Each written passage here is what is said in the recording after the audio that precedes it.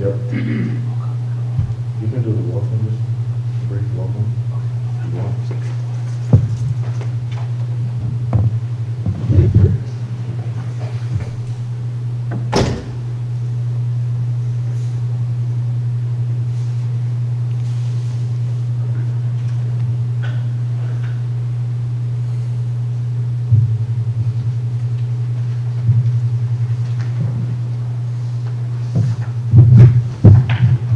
Coaches, when we come back with our individual teams for our slots, we gotta go tight around the wall and then come in. Okay, so I think Sarah's going first, so you can just get your boys or we can send them in. Okay. They'll sit, and then whoever's next, you'll be waiting in the back with your boys, so you can just walk right up. Does that make sense? So like when Sarah's going, you'll be back there with your boys, and when they leave, you just flow. Okay. And then we'll change the nameplates out for the players. And just keep yours and shoot. Okay. So we got two. Let's put one on the side.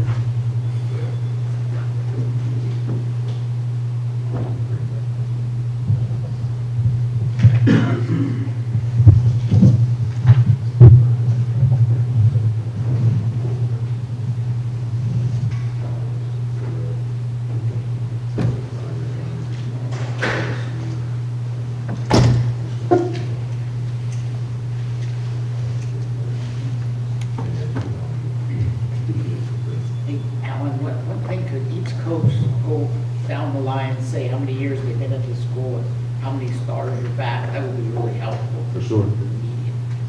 Coach. Talking about right now? Whenever you're ready. I guess when we enter the Coach Doug, you can pick up the mic. Eric wants us to introduce ourselves. Sorry. Break. Well, good morning, everyone. Why don't we get started in the name of the Father, Son, and of the Holy Spirit. Amen. Heavenly Father, we come before you with hearts of gratitude and anticipation. We celebrate the gifts you have given these young athletes, their talents, their dedication, and the unity. As they prepare to represent their school and their community, we ask you for your blessings to each of them, and may the gifts of the Holy Spirit continue to inspire them. Remind them, Lord, that they carry out your light. May their words, actions, and achievements reflect your love. Protect them on and off the court, and help them find fulfillment in each moment they share in their teammates and in healthy competition. We ask this. Amen. In the name of the Father, Son, the Holy Spirit. Amen. Hello, everybody. Good morning. My name is Vincent Orozco, Athletic Director here at St. Anthony High School. I want to welcome all of our coaches in the Delray Boys Basketball League, and also members of the media. Welcome to our athletic complex. Hi, Doug Mitchell, Bishop Montgomery High School. This will be season 36 for me there. What else did you want to recruit? Oh, yeah, we have all 5 starters back. So, and one kid that would have been a starter was hurt for last year, so we got a lot of experience back. But we're still relatively young. We the 10 guys on the 15-man roster, 10 are freshmen, sophomores. So we'll see how it goes. John Frazier, this is my first year at Serra High School. We are returning 0 starters from last year. Like Coach Mitchell just said, we are very young. On our 13-man roster, we have all sophomores and juniors, no seniors. So we look to be young and just fire around the court. Hello, my name is Gary Franklin. I'm standing in for Coach Bernard Montgomery. This is our first year over at St. Bernard's High School. I believe we're returning 2 starters. Mostly, I think our team is senior heavy. Alan Mitchell, St. Anthony High School. I'm going into my 4th year as the head coach. We returned 7 guys from last year's championship team. All 7 of those guys are seniors, and we're very experienced in a sense, just from paper. Returning 3 starters from that run. And the 4th guy was in and out of that lineup, Donovan Pitts. He had a season-ending injury last year, fractured growth plate. in the knee, but he'll be an important guy for our roster this year, and we look to just have a great year. Hello, Dante Archie, St. Pius X, St. Matthias Academy. This is my 7th year, flew by, 7 years. And we have one returning starter, but we have another guy off the bench that's returning. We have a mixture of sophomores, juniors, and seniors. We have more juniors than anything. So we're an experienced team, you can say, and we expect to just go and do what we do and just try to be the best. I'm Patrick Roy. I'm going into my 4th year at St. Paul High School. We will be returning 4 starters and just looking to turn things around. Good morning, my name is Alan Cavanis. This is my 2nd year at St. Monica, my 18th year as a head coach. We return 4 starters. We also have a really unique mix of 3 really good freshmen and a few transfers, so it's a unique group, and I'm excited to see what we can do.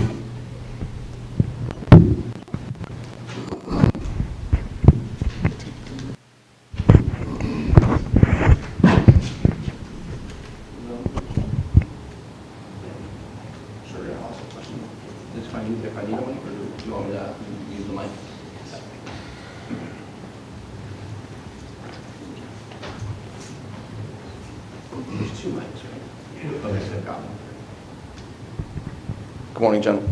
Check. Is it working? Good morning, gentlemen. Tarek Patel here from SI.com, SB Live. My question, kind of getting straight to it, and it's for anybody on the panel. I think Del Rey League has been known maybe one of the top leagues in Southern California. Where do you have pride with that? We hear a lot about Mission League, Trinity League. So I'd imagine maybe a little chip on your shoulders when you guys are competing against those schools in particular. So just thoughts on the pride of your league and how talented it is. I'll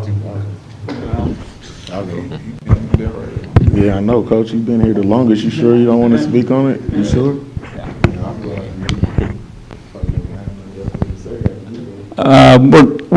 We're proud of the tradition. We're proud of the history of the league. I think it's been consistently good since I've been there. We almost always send at least one team to open division. I mean, I've had years where we've had 2 or 3 of our league teams in the open, so it's exciting. Every game's tough, and I think top to bottom is what makes us so good. There's no easy outs in this league. Yeah, like Coach said, man, top to bottom, I think it's probably, from top to bottom, I think it's probably the best league of the 3. Obviously, with the great teams in Trinity and the Mission League, I just feel like it's a bit top-heavy, which is perfectly fine because those teams are great, right? And the coaches are great. But just 1 through 7 now, I think our league is tough. It's no night off. Back then, playoffs used to start for us pretty much in January 2nd or 3rd. But with us having 12 league games now, some games are being played in November, which is going to be tough. It's going to be competitive as well, though. It's going to get those competitive juices flowing, and you playing important games, some before Thanksgiving or shortly thereafter. And obviously with all the experience we have, but my 3 years, we've had, the first year we had 5 teams in the playoffs. And then last year we had another 4 or 5, and most of the guys were playing past the quarterfinals, so that just goes to show you the preparation that our league provides.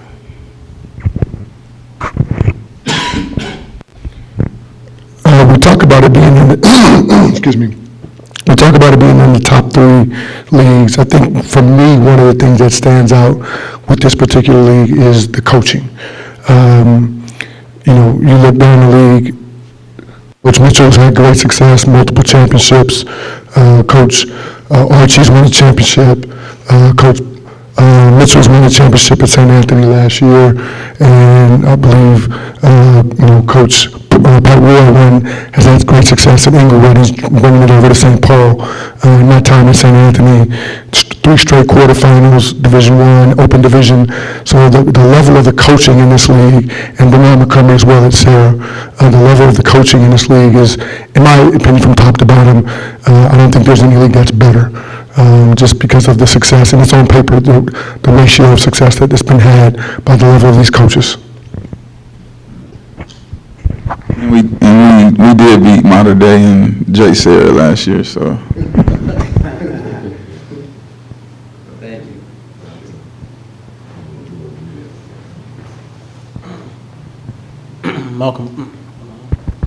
Malcolm Bray, Mal Media.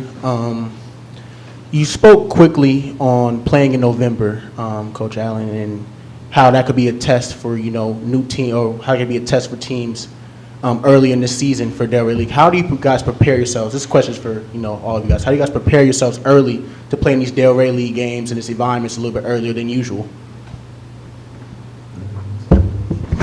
I'm not really a fan of it, but, we have to do what we have to do as coaches. I think it's probably tough to prepare like it's all the way a league game, because I know we played St. Monica the second week of the season, and I think we played St. Anthony, I think, December 10th.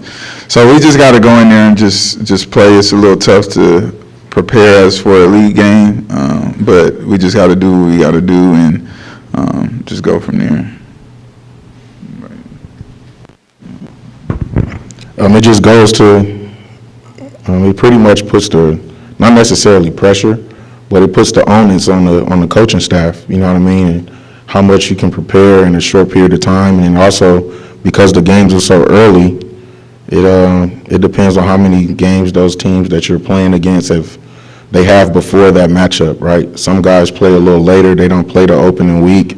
So you just have to pretty much trust your culture, man, trust what you're putting out there on the floor, and then make those adjustments to compete, and hopefully they don't bite you on the back end. Also, too, I just wanted to add, I think, the preparation you had mentioned, like Coach Archie said, not a fan of it, but, things like the Fall League, playing maybe some competition that we would see on a nightly basis in our league, but just trying to get our team kind of prepared for that environment.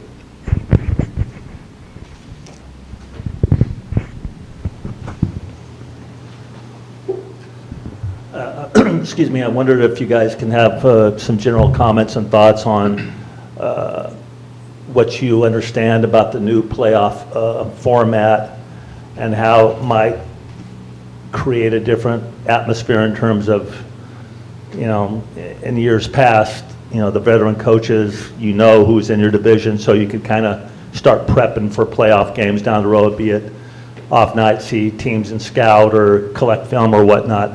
Now, unless they do the weekly, update those weekly rankings, you may not even have any idea who's in your division once the playoffs. So how's that going to impact mostly preparation, and in terms of maybe, since everything is going to be driven by strength of schedule, apparently, how that might impact your scheduling going forward? And start with Doug, since he's been at this the longest, since we both have, I guess. I guess we're still all figuring out, how it's going to really impact us. Being athletic director and dealing with the football and some of the other sports, so I kind of have a little. So you have some experience. Yeah, a little bit. For me personally, I think over the years I've learned, I'm not one of those guys that really start saying, we could play that team in the playoffs, and we could take that team in the playoffs, and really start preparing maybe real early for them, because it always seemed like we'd end up playing them, you know what I mean? So I felt like I was wasting my time. So with the amount of film and tape and stuff we have out there today, I just wait and see who we're going to play before I really start preparing. I don't look too far ahead in that regard. So I don't know how much it's going to change. I'm just, wherever they put us, and I think we have a bunch of really talented, well-coached teams up here, and I think we've all got chances to make some noise in the playoffs.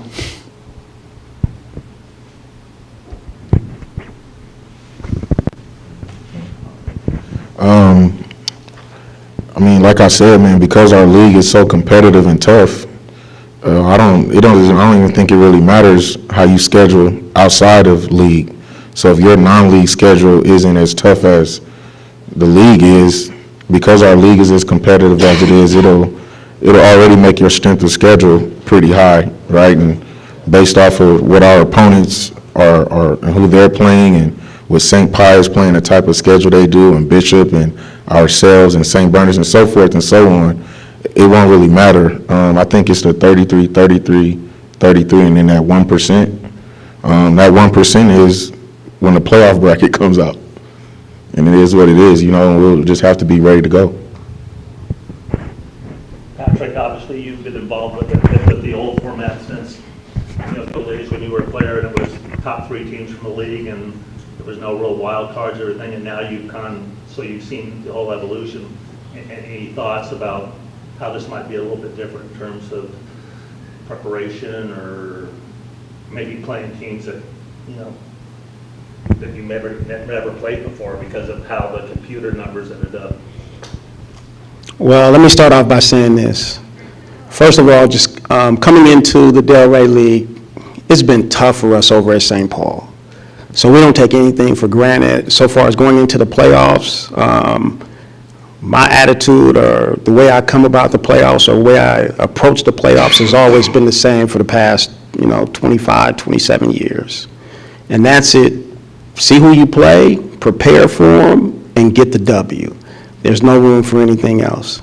And so this year, I just want to sit here at this table. I was on the phone with Coach Archie the other day, and we sort of started talking about how we think things are going to pair up in the league. And he said, well, first of all, you got to put, Pius and Doug Mitchell up at the top because, Doug has done such a great job over the years. I had a chance to play him in some pretty big games down the stretch myself. And then he started, he mentioned, he said, well, St. Anthony's, that guy does a great job. He's coming off a CIF title. Then he started talking about St. Monica. And then after that, he said, you'll fall somewhere in there after that. And so I'm not rolling with that. I'm definitely not rolling with that, and I end up hanging up the phone from Archie. And it's going to be a different look over at St. Paul this year. That's all I can say. Thank you so much for the question. I've got one for you guys. In regard to structure of the league, have you guys ever talked about playing everybody one time and then having a year-end tournament? Before I even get there, you guys play a traditional everyone twice, correct? Yes. Okay, so just kind of leaving it open for, I don't know, I'm not trying to, maybe some people like it, some people don't, maybe it's been talked about, but certainly a lot of leagues are doing that to allow some more flexibility for scheduling and tournaments, and then you have the year-end tournament after playing each other one time. So any thoughts on that? Yeah, so we added a team this year, so that was the plan to try to go into this year doing that, playing once and then going into the tournament. It didn't work out, but if we're going to have this many teams, I think that's the best way to do it, so you get more non-league games, because we already have 12 games here. If you put 2 tournaments at 20, no, yes, yeah, 20. So it's almost, your schedule is almost done. You got showcases, where your non-league home games. So in today's era, you have to play showcase games, especially when you guys are at the games, writers, media. That's the best to put in front for the student athletes. So it's tough to do it when you're playing 12 league games. So hopefully, I know next year the league, it's a big shuffle, so we don't know who will be in the Delray and who won't. So, but yeah, anybody else?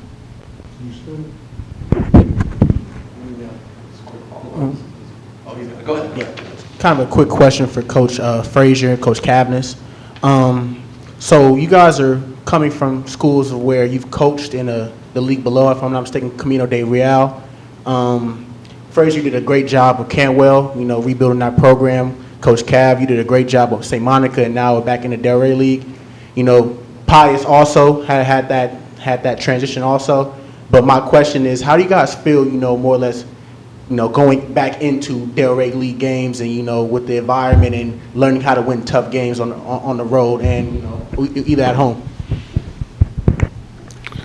We wanted it at St. Monica. I talked to the players, and it was something that I wanted. As a competitor, you want to coach against the best. And so it was the same thing when I was at St. Anthony. We started in the Camino Real, we won it 3 times, and then we did Delray. and we were fortunate enough to win the Delaware League, I think in 2020.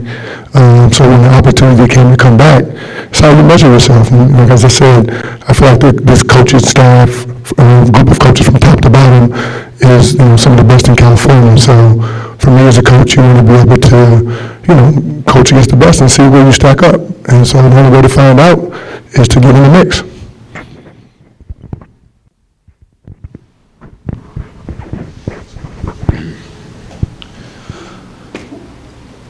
I wasn't in Camino Real last year. I was in Santa Fe. That's where I started off at. Pretty much how Coach Cap just said it. If I want to continue my coaching career and want to be one of the best coaches, I have to continue to put myself in situations against the best coaches. And I look at some honor of being on a staff that coached against 3 of the 7 of us up here, and I'm just excited.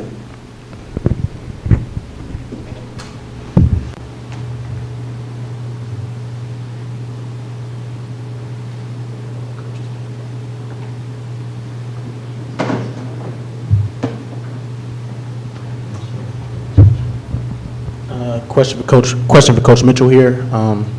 I got to see you guys play at Westchester earlier this fall against Oakwood, and one thing I think that's very reminiscent with all these returners, it's not a lot of gimmicks, not a lot of games. You guys just sit down and play defense. You guys very remind me of teams I played against back when I was in high school.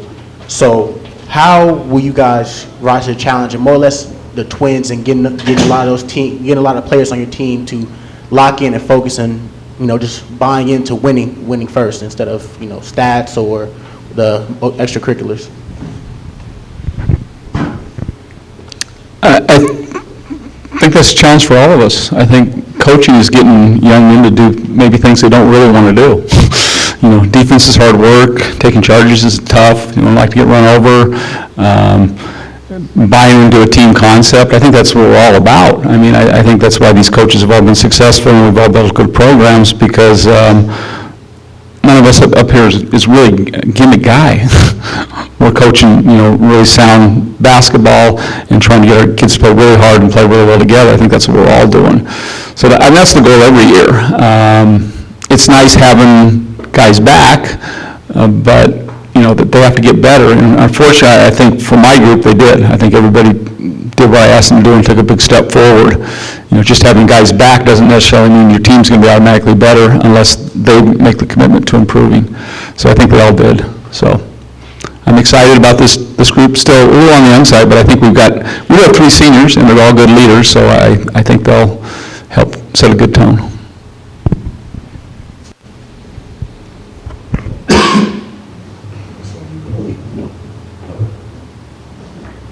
Last question. One more. I can figure it out for a while. Just a question on the league breakdown. Cantwell went down and St. Monica came up. Is that correct? No, nobody went down. Nobody went down. Okay. So what next year? You said it's a different format coming next year, or? It's a whole shuffle through the CDR, so Camino Real, Santa Fe, Delray, we don't know where people will be. So it's going to be a whole different shuffle. So 3 leagues. Yep, there's 3 leagues, yeah. We won't know exactly what will be next year.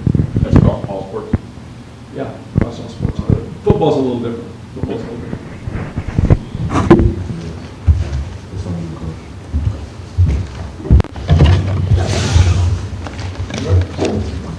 Thank you. All right, coaches, make sure you grab your nameplates.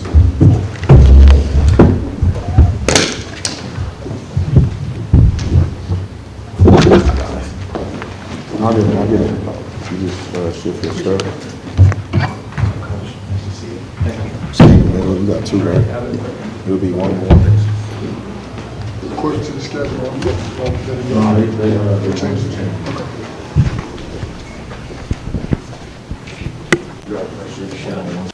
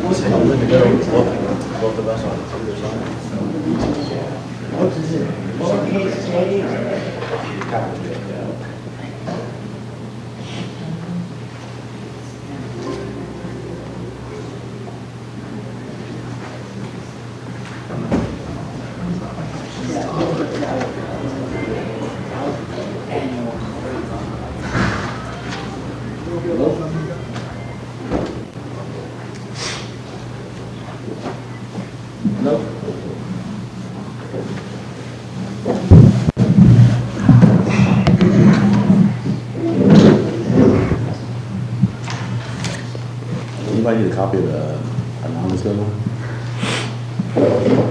What do you mean? Anybody need a copy of the anonymous schedule? For the schedule? Yeah. Sure, I'll take it.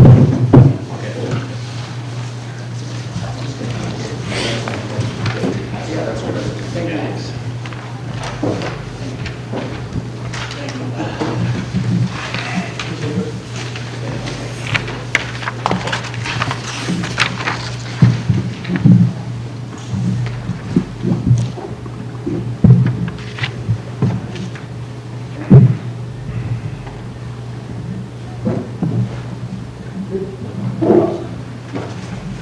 Hey, Coach, how's it going? Gabriel DeWardy here.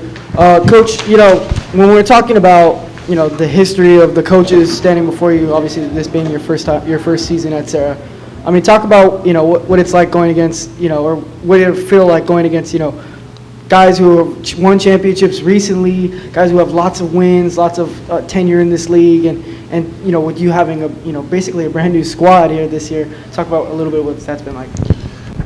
So I'm able to follow in the footsteps of two amazing coaches, and one still being in the Delray League and Montgomery at St. Bernard's. The main thing with me is just to get these guys to play basketball the right way. I'm big on taking charges. I'm big on defense. I'm big on help side. I'm big on this team bonding. If we buy in and play basketball the right way, anything can happen. So I'm pretty big. That's what I'm big on. Can you introduce the players you brought today? Kind of tell us a little bit about them, please. To my left is Jeremiah Graham. He's a transfer from Long Beach Wilson. Point guard, shooting guard, combo guard. Offensively, sky's the limit. Defensively, that's what we're working on. To my right is Drew Carter. He's a transfer from St. Monica, another team that's in the Delray League. About to be a sophomore. Long, aggressive defensively, wants to be a leader, wants to be better. I'm high on both of these guys. I'm high on their character, and I'm high on their ability to overcome and to become great basketball players.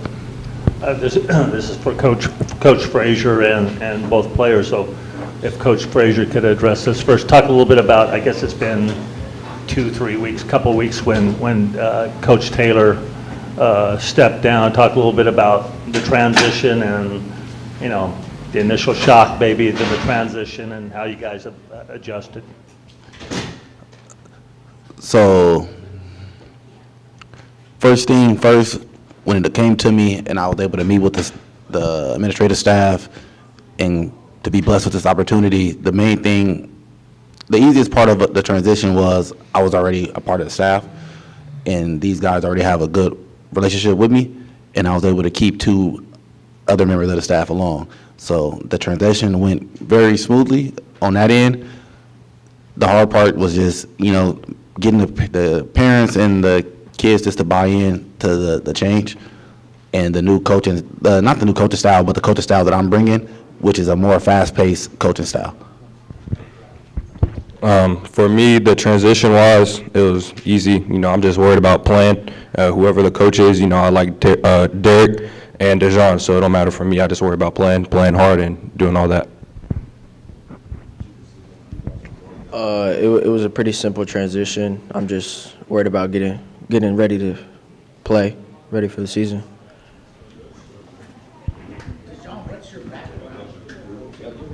Coach there at Canada? Yeah, so last year I was the head coach at Kennedy Sacred Heart of Mary. Before that, I was the assistant coach at Long Beach Jordan. I played at Dominguez High School and Santa Ana Community College in Cal State Dominguez Hills. If you heard the two schools, I said I coached at before I got to Campbell, they won 3 basketball games. My first year there, we went 14-14. Long Beach, Jordan, they won 0 games 2 years before I got there, 1 game a year after I got there. Our second season there at Long Beach, Jordan, we won a CIF championship. So I'm big on the grind. I'm big on the rebuild. I'm big on just getting to work, and I'm big on basketball. I love the game. I love coaching, and I love being around the best.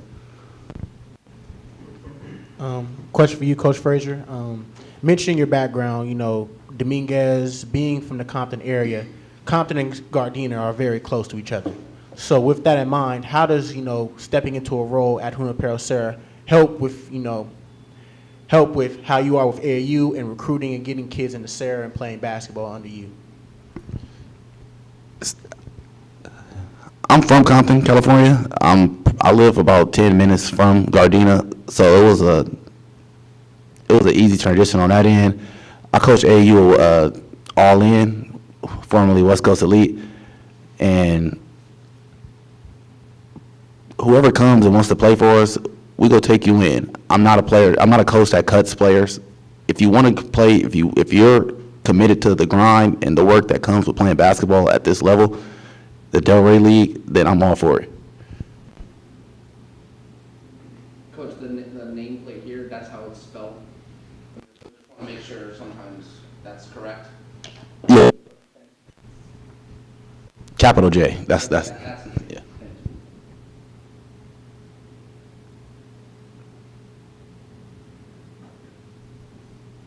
Just one for Coach Frazier. We talked earlier about, you played under Russell Otis. Can you just talk about the players you played with at Dominguez, and how did that sort of get you on your, sort of start your career, basketball playing and coaching career there? I played with Keala King, Brandon Woods, Keith Schamberger, who ended up going to Serra. I played with Jordan Hamilton, Bryce Cartwright, Aaron Moore, Dominic LaCosta, Myron Green. I played with some great basketball players. I was able to play under some great coaches who I'm still able to talk to today about advice and anything that comes with basketball. And I try to let the kids know, like, I wasn't the best. I worked my behind off to be better. And that's what I'm trying to get these kids to buy into. I'm a very hands-on coach. I'll put me and the staff, we'll put our shoes on and get down with them and run some practice with them. And I think that helps us relate to the kids a little bit more, that we're able to do things like that. And yeah, that's pretty much it.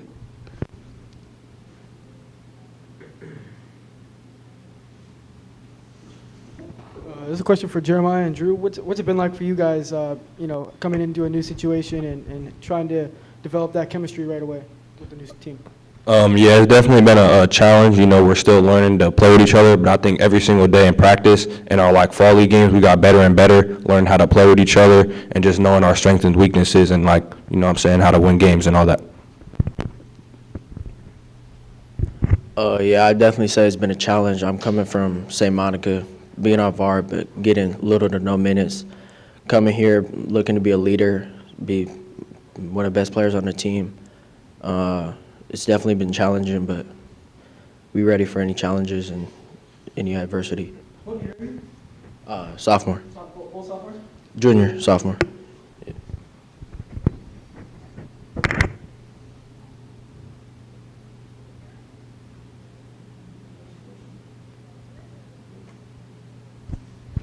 Thank you. Thank you.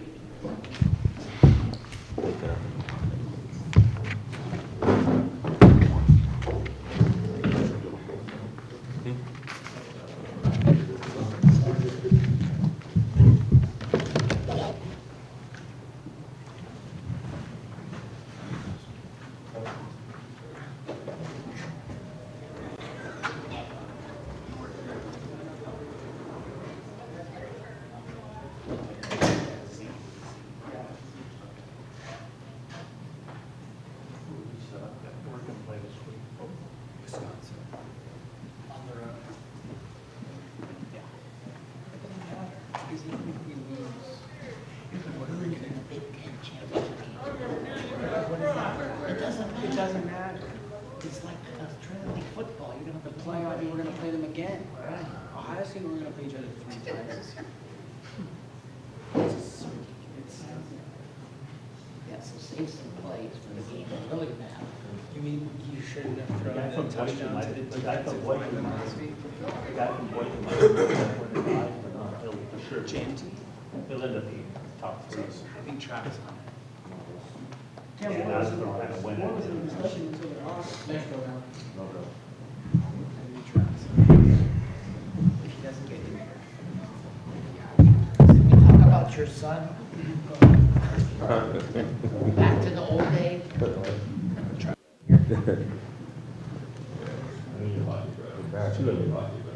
Come on, man.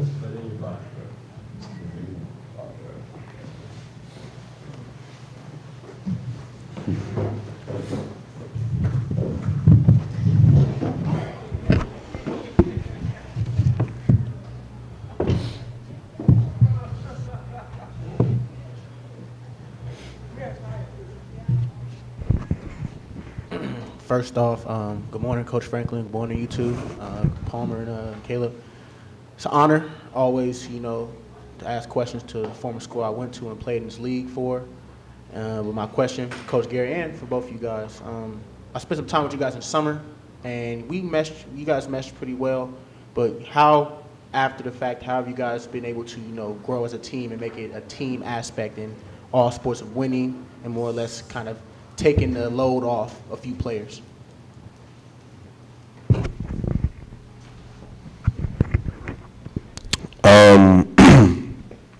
Like you said, from the summertime, I feel like we were really close. It was a brotherhood. But I feel like as the season, got longer and we started playing more games together and more practices, I feel like we just started to gel.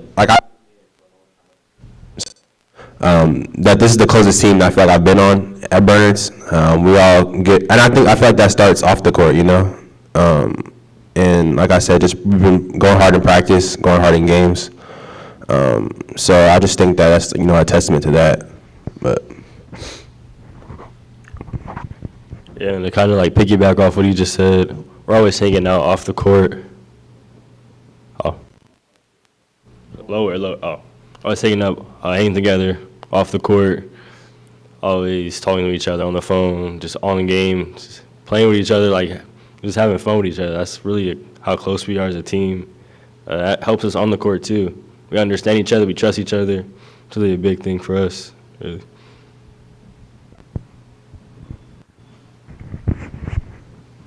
I just wanted to say this because I had a statement that Coach Bernard wanted me to read to you guys. He said, please excuse my absence. I had a prior commitment and he was unable to make it out.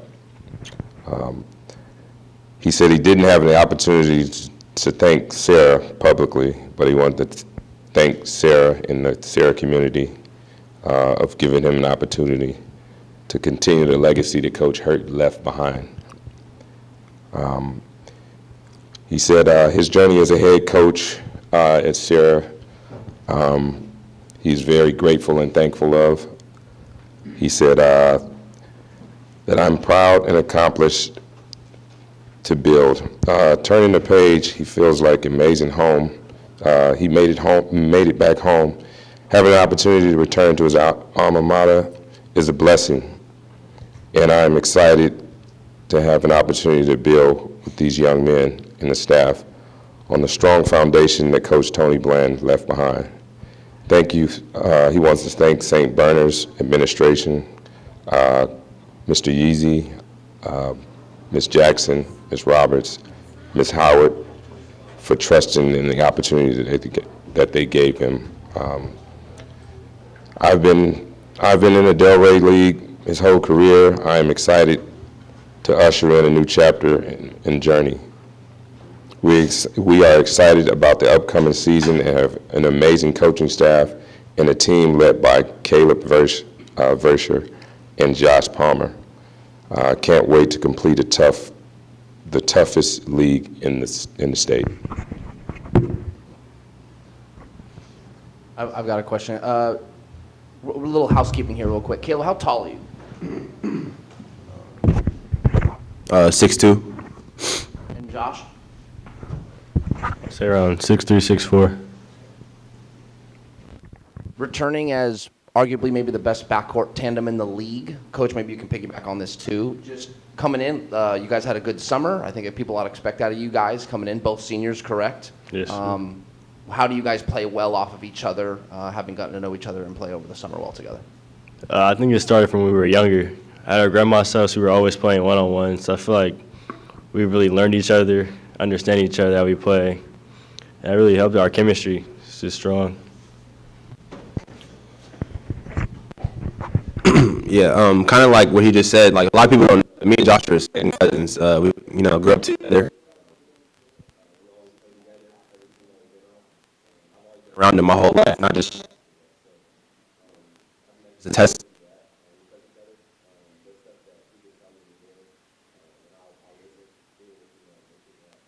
And I think it's mutual. I say stuff to him on the fly, so I just think that we go together. And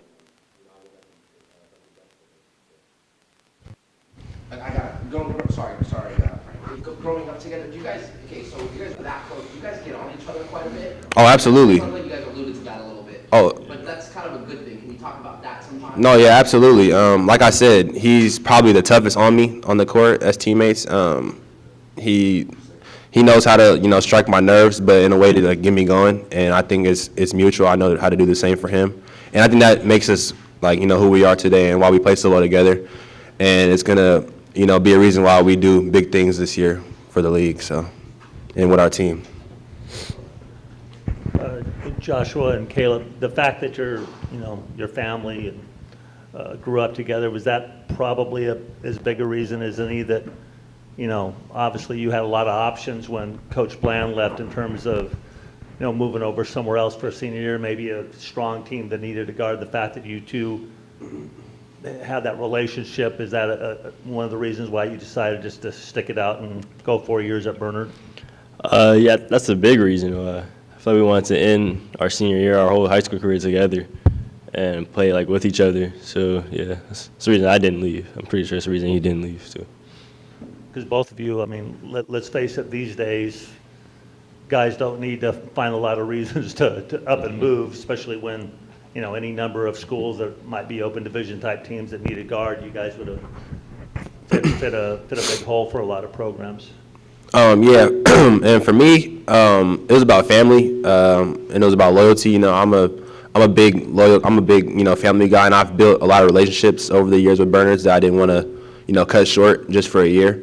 I was happy with Coach Bernard. I was actually in the process of Coach Bernard coming in, and I had conversations with him before he was officially hired, and he's a great guy. I felt that he could be a great coach coming up behind Coach Bland or filling in for Coach Bland, and I trusted him, and I think it's going to work out for the best for us. But yeah, I just didn't want to cut anything off, with any of my, not just basketball, not just teammates, but just, staff on campus. I have relationships with everybody. I can get in the gym whenever I want, relationships with all teachers. It was just like a loyalty and family thing for me. And also, like I said, with him, he wasn't going nowhere, so I wasn't going nowhere. And we had conversations prior, so that's what it was for me. You guys are kind of lone rangers of this era. You've got plenty of friends who, didn't think twice about going somewhere else for their senior year if they thought it was a better basketball opportunity. So that speaks, a lot about you guys and how you were raised and stuff.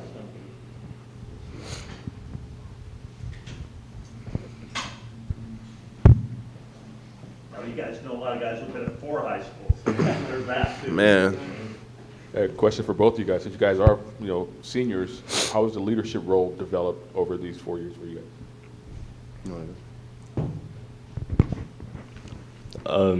Leadership for me, it's kind of new for me because I was always the underclass. I was always the youngest on the team.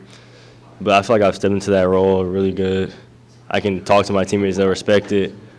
Like me and Caleb, when we take to our team, they really understand us and respect us as leaders, as upperclassmen of the team.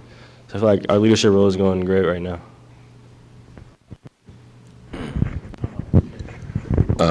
I'd just like to add also, just coming in first year and observing both of these two young men and seeing a lot of players. Frank, I've been around for a while. and some of you other guys know, seeing players of this caliber that's talented, but not only talented, but just high character guys, and being around them both and being able to spend some time with them. I've seen that and seen the leadership, and like they both talked about. It's times during this summer, during this fall, where they're playing and they both are kind of like getting on each other, and it's really a positive situation. It's not, sometimes players are on each other and it's more kind of like they're upset, but it's been real positive. They've both been holding each other accountable as seniors, and I think that's something as a staff we're happy about.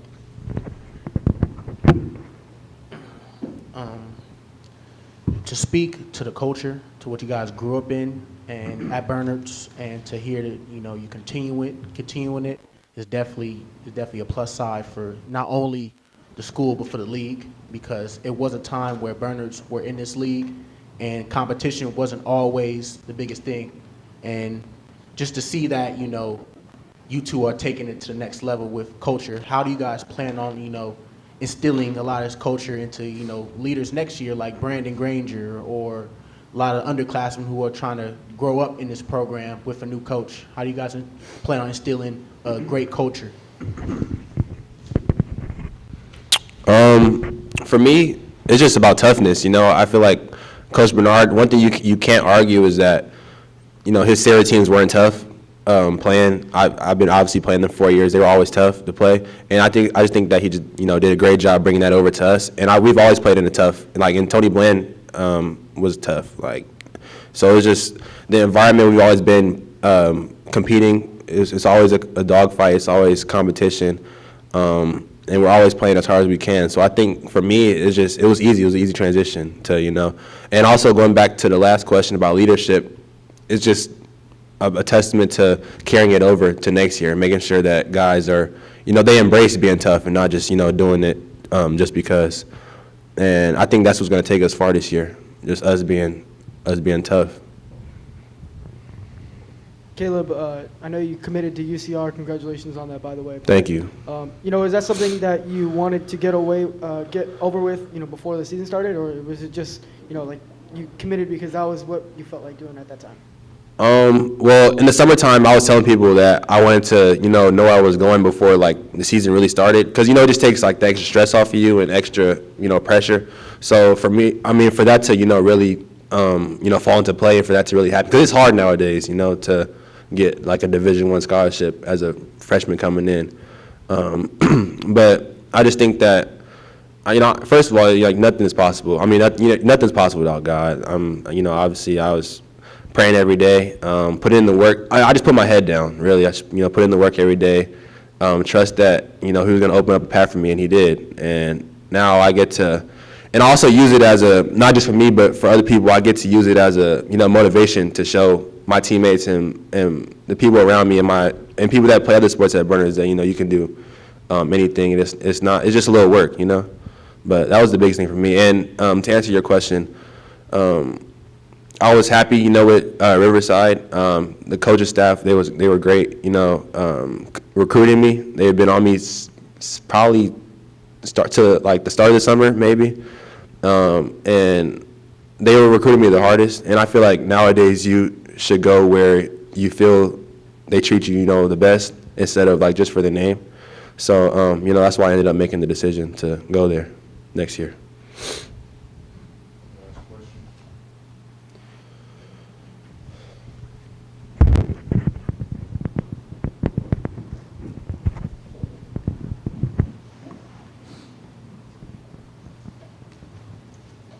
Seeing a bit of your offense, this is kind of for Coach Gary. Seeing a bit of your offense and how the buckets were scored this summer.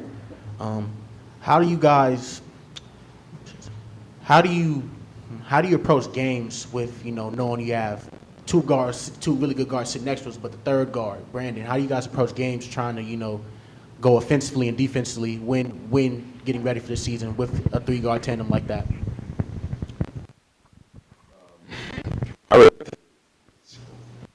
Really, part of it is really key. It's just our defense. Like, we demand the guys defend. I think that's part of the game that's kind of been set aside, individual training. But I think we will be offensive. It's kind of a give and take offensively and say, hey, if we allow you to do, some things that you're capable of doing offensively, then you have to play defense. Defense is non-negotiable. So, I think one of them has spoken.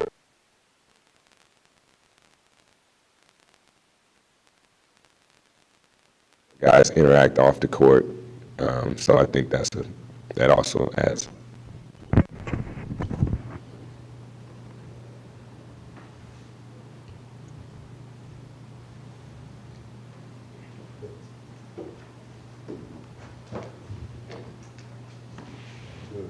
Thank you.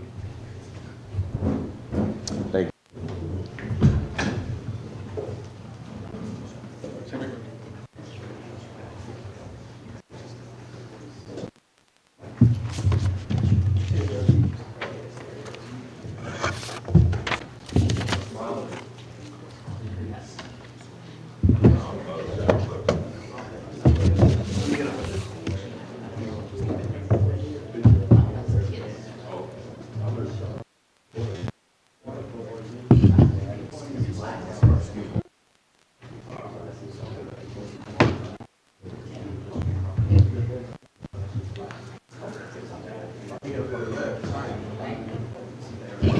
You're welcome to smile. Smile totally up to you. I think there's. That's my. Nice to meet you guys.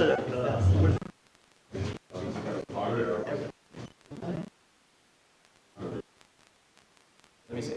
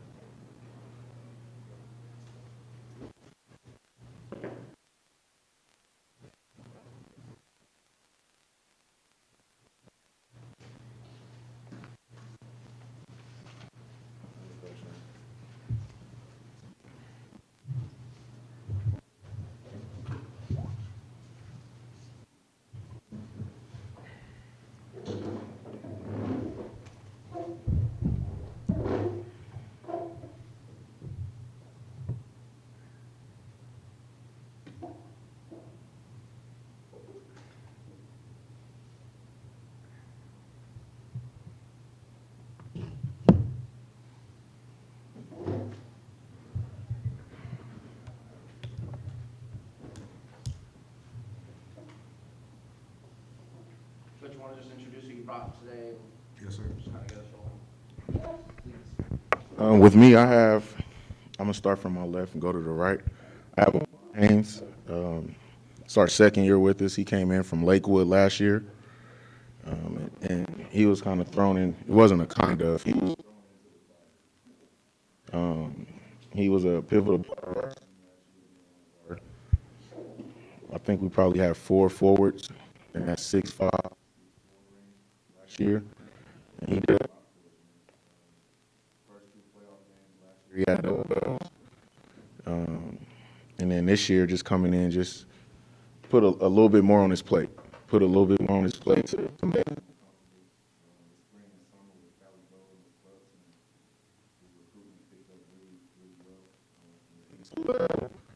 So about the low D1s, and then just trying to sustain that for him and challenge him with Coaches.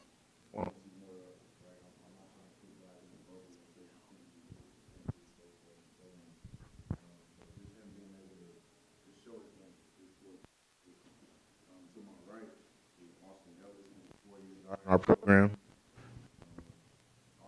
3-year guy on varsity, and this year he earned the right to be a captain by just doing the little things and doing them well, from the way he carries himself to the way he represents the school, the program, his family, himself, and then doing everything that's necessary that myself and the staff ask of him, and just representing what St. Anthony basketball is. And then the challenges for him as well, man, is he probably has the most difficult night just because he can guard 1 through 5. He's tough enough to do it. He wants to do it. He's eager to do it. And the things that we asked him to work on, it's pretty great. It's actually great how it came into fruition that now as a senior, he's able to do all of the necessary intangibles and things that we need for our team to be successful. And then lastly, we have Mikey Cortez, who he's also a 4-year guy in our program. And Mikey had probably the greatest story last year, just from a sense of our program. His freshman year, I don't know if you remember or not, Tarek, but at Sherman Oaks, Notre Dame, our guard, Lucas Gray, got knocked out the game with a concussion and an eye injury. And in the second half, third quarter, Mikey stepped in, and he had 9 points in that third to make it tough as a freshman. And what's funny is warming up for that game, we got there to Notre Dame, I was like, be ready to go. And he was like, what? But mind you, we had went to the semifinals and things like that throughout that year. But I'm like, man, just be ready. You just never know. And he was ready to step up to the plate. And we had a lot of plans for him as a sophomore, but he ended up tearing his ACL, so he missed that whole year. We lost to Damien in the playoffs that year, first round. And these guys were on the team. They were youngsters. Jerseys were too big and whatnot. And we had a chance to finish that out, but we came up short. And one of the things Mikey told me in the locker room is he's like, I got you, coach. We going to get one, right? And little do you know, Mikey did everything necessary to get back, be healthy. And we gradually worked him in throughout the year. And I believe we were at St. Bernard's last year. We were down pretty big on the road, and we threw Mikey in at power forward. We just was like, who's willing to stop Kendall Sanders was his name, I believe. And he was like, I'll do it. And he did it. It wasn't necessarily about getting the stops, or it was just doing what was needed for our plan to be executed. So carry on throughout that. Mikey played power forward for us at 5'11", 6 feet, depending on the shoes. From that game all the way throughout the end of our postseason. And he had some big-time matchups, obviously with the bigs that Rolling Hills Prep, and even with Heritage Christian and Tay Simmons and Dylan Shaw and those guys. So that's really what these two guys here are really the epitome of what St. Anthony basketball is. Obviously, you would love to have the 6'8", the 6'9", right? But sometimes all those guys aren't the toughest. It's pretty rare to find a guy like that, right? When you go play against a Doug Langford on a certain night, you know you got to be ready to work, right?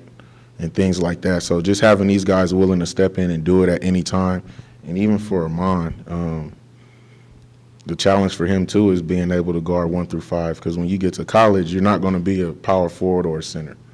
So that's the challenge that we set out for these three gentlemen.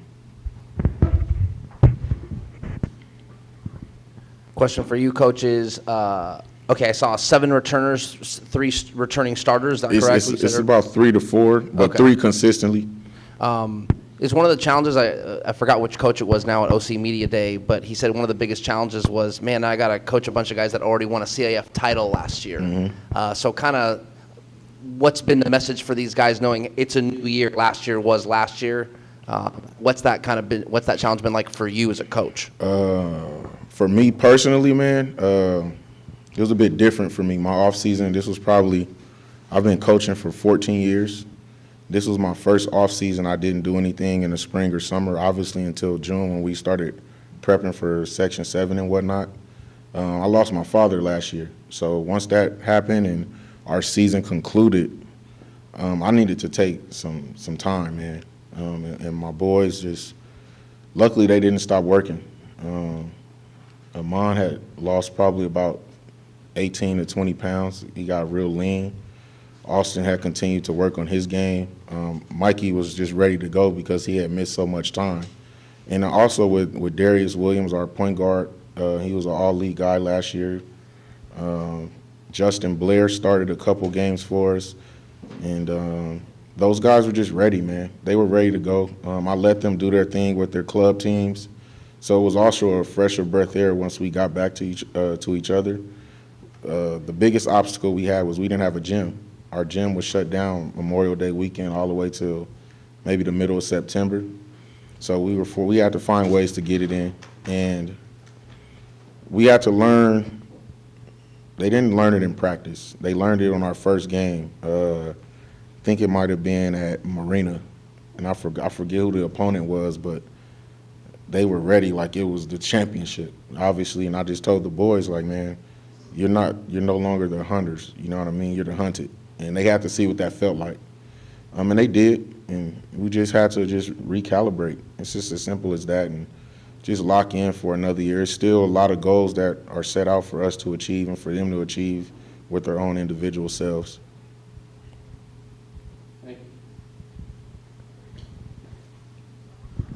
Amon, I know you were, you missed a lot of some of the stuff in October. You had some kind of injury. I'm not sure it was. Are you recovered now? And what was, because I think you missed at least a couple of weeks of the fall, right? Yes, I did. Oh, lower. All right. I am recovered now, but I had an incident in practice where I ended up slitting a part of my back, so I had to get stitches. But I'm all recovered now. I am 6'6".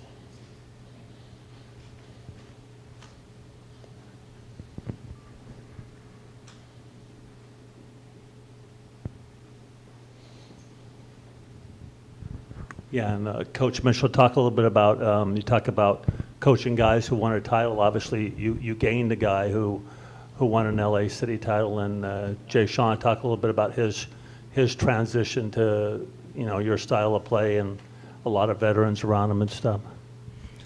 Jay Sean Kibble is obviously a heck of a talent. Like you said, he won the City Open Division Championship at King Drew, and he was a City Open Division player there. He fit in quite seamlessly, actually, with like how we had Quincy Phillips, who you guys are familiar with, was Player of the Year last year as well for us. But the other part, I think, was off the court. He already knew a handful of the guys from middle school, right? And he was supposed to be with us out of middle school, but he had some emergencies and some things to transpire with his family. But Jay Sean fits in great, man.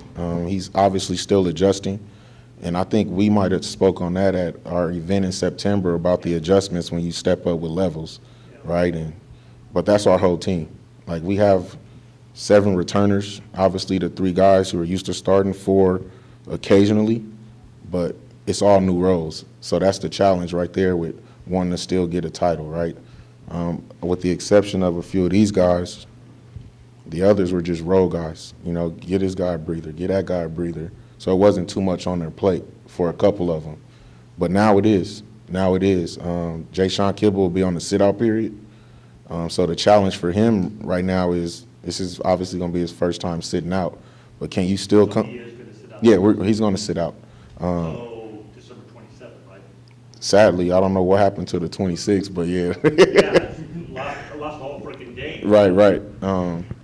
But the challenge for him is, can you still come in every day? Like we have a game tomorrow, like you're playing come November 18th. But he fits in great. He'll be a junior, right? Yes, sir. This question from Mon. Talk about what it's been like, last year you guys had Quincy, who was, a really big facilitator for you guys, did a lot for you guys offensively. Now you're kind of stepping into a role where you're becoming more of the focal point of the offense.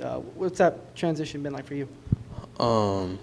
Just knowing that I will have to step up and have a bigger role just means I have to work harder and what I have to do. I've been in the gym more consistently, so I feel like that's helped more with my playmaking, my shot taking, and just overall game.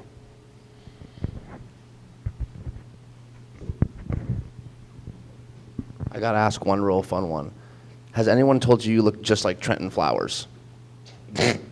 Okay. I was like, man, it's like you guys are related. You're not related to Trenton Flowers by any chance, are you? No. Okay. Trenton Flowers. That's hilarious. No. Good. I just think the big challenge, man, is obviously, as we spoke on with our league and how tough it is, it's just a matter of who are you going to beat that night, right? Each of our opponents possess certain things, and I feel like with Mikey Cortez and his IQ and having his father and just his lineage, man, is a pivotal thing for us, and his leadership. And with Austin Ellis and him willing to be tough, willing to be smart, willing to be vocal, and really, can't say that word. Tough as nails is an example. Tough as nails is an example, and just being able to show up night and day and knowing that for sure we can depend on these three guys. If I'm being authentic, we probably could have had another 2 or 4 guys here, just because that's just the type of team we have this year. It's going to be 2 or 3 different guys every night. Not necessarily saying we're the most talented or whatnot. We know that's not the case, but we fully believe in who we are. Taking a look at your schedule, you guys have a fun Christmas break, as you said. Tournament of Champions, Damien Classic, right before, obviously mixed in with the season, league opener, the ties, and tennis. Was that intentional to beef up that part of the schedule right before you guys ended up? I mean, Coach Archie and myself, we had a couple of dates that we were flipping back and forth with to flip up our matchup because we were both participating in the Tournament of Champions. We received the invite to that after winning Section 7. But obviously that doesn't mean much, winning Section 7 tournament. But just wanted to reward these guys, man. I have 6 guys in the program that's been here for 4 years. They've dealt with me for 4 years, and I know it's not easy, but just being able to earn that opportunity and being able to send those guys out there to that type of event is, I just feel like just somewhat of a reward for them, right? And obviously it'll be a business trip. We come back from there and we have to play Bishop Montgomery on the road, so it's tough. And then we're in the Damien tournament. We're up a division or 2 from where we were 2 years prior when these guys were 10th graders. But our schedule ended up being tough just on its own, just like organically. Like obviously the 12 tough league games, then the Damien tournament will present challenges. And you don't even know what the Tournament of Champions will bring in Arizona, right? And then we have some other games on our schedule beforehand. It'll have some juice to it. You said that this is your 4th year. Is this your first full 4-year senior class that when they came in as freshmen? Was that your first year? Yep. My first full day after I got the job, Austin and Darius Williams and Donovan Pitts and Nigel Cooper, all these guys are on the team right now. Their clothes were too big. They were a little chunky, but they were talented. I remember the first day was early July, like right after the 4th of July, actually. And they were working hard, man, and they didn't lose a game in league for 2 years in league. And so obviously they had the winning pedigree. And I just threw those guys in some varsity practices, and they accepted the challenges. And they also got to learn from guys like Jaden Bush and Elijah Price when those guys were seniors, and that team had playoff success and whatnot.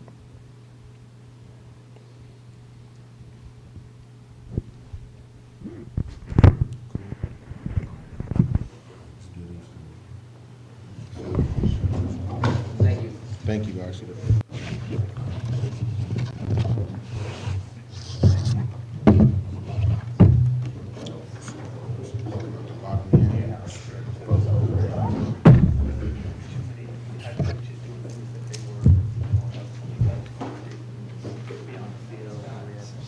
Wait outside.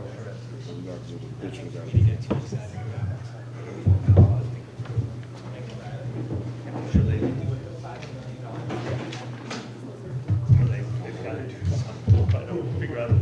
sure that's what's happening. You got your- I'm sure that's happening in Town Golden right now, Florida.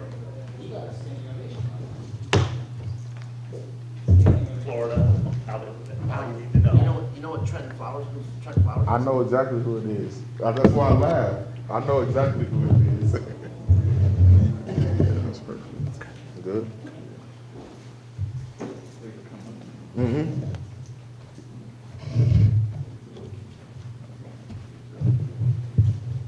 What did, Alan, what was Haynes' top weight? Was it just toning up or after he lost weight? It was both. He had to. His body ain't, it doesn't, he looks like some kind of football player. In the summer, like May, we were like 16. We got 16, and then once we got going, Yeah. we got to about 19, 20. He's really toned now. Yes,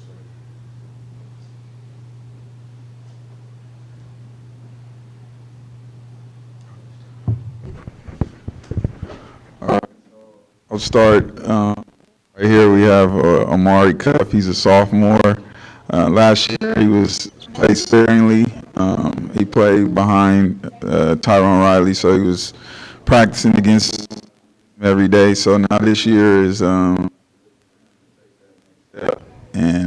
helping us achieve what we want to be the best team in here. So he's been working tirelessly, a lot of 6 a.m. workouts. He goes and gets in the gym and been doing good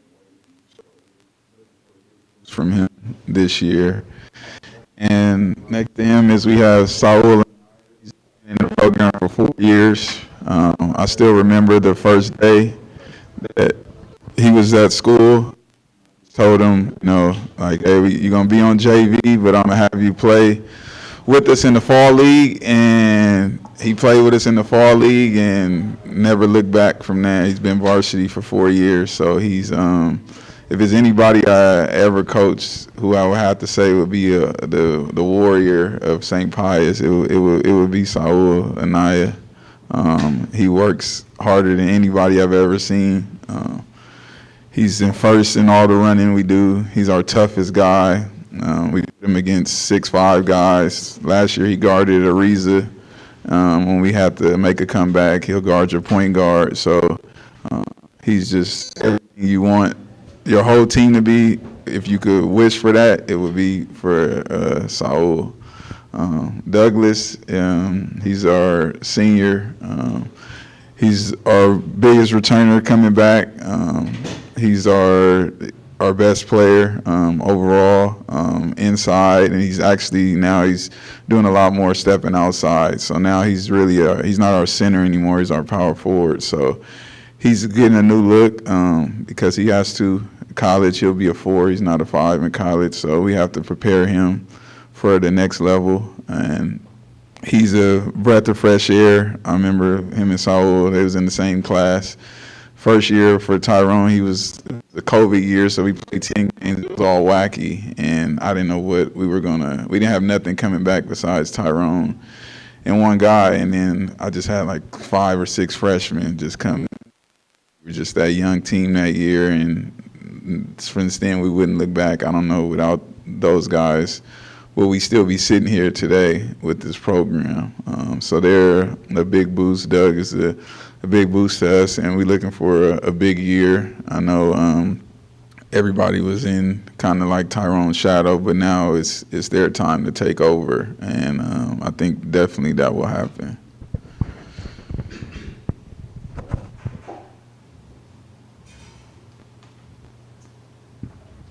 Question for Dante. Remember at this event last year, you said your goal was to make the Open Division, and you went undefeated in the Delray League. What did you learn from last year's group that's going to help this group here develop this season? The toughness that group had. They was just their will to fight. I know we've won 40 straight league games in the leagues we've been in, and I know last year we played at St. Bernard's, and I think we were down like 9 with like 2 minutes left, and it was kind of like oh, we're finna finally lose. And the group, they just came, they was in there and they just fought. I mean, every rebound, every loose ball, scrapping for it and everything. And we came down to the last second, and I think Tyrone got fouled, made 2 free throws with like 1 second left. So that group was very tough, and they were together. Same thing as this team is together. I don't think our team just now is as tough as last year's team, but I think that's definitely can grow to that.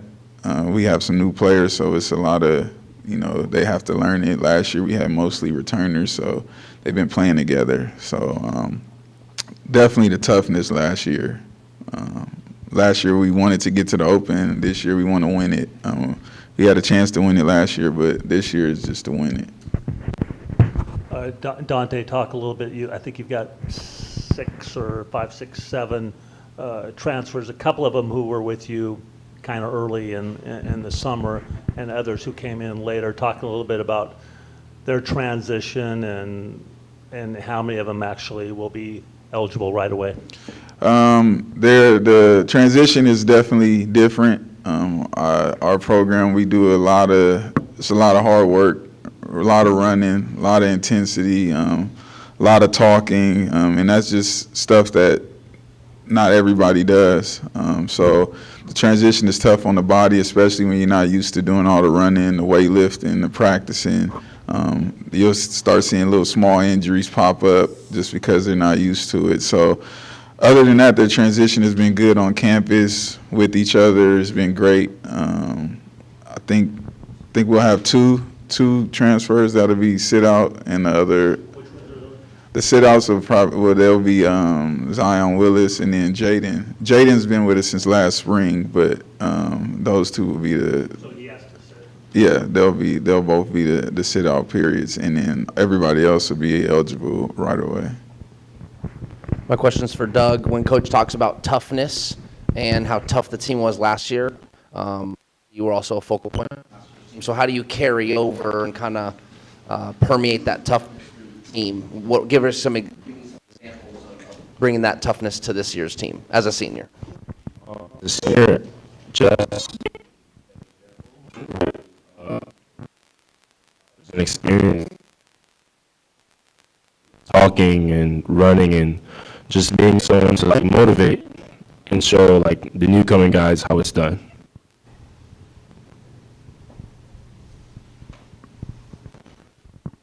Coach, I think this is one of the more deeper teams you've had in a really long time. You look at, your rotation could go as deep as 7 guys if you really wanted to. Talk about what this year's team, I know you spoke last year that kind of everyone was kind of living in Tyrone's shadow. Talk about how this year, obviously you have, Doug, who's a Division I committer himself, but, talk about what it's been like to him and having to not just play through, every, obviously it wasn't every play, give it to Tyrone, but now you have more guys who can mix it up. Yeah, no, the depth on this team is definitely, it's a lot. Like, we have, I think, like 10, 11 guys that should be playing and want to play, so it makes the practices better.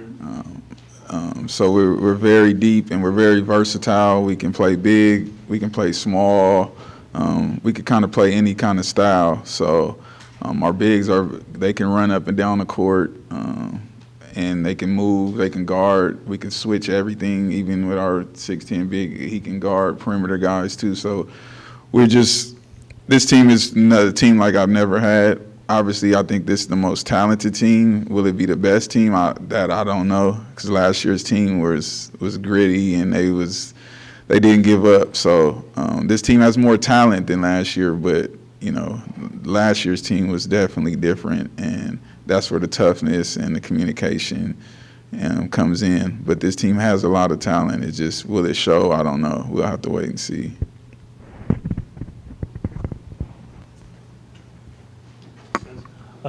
Douglas, talk a little bit about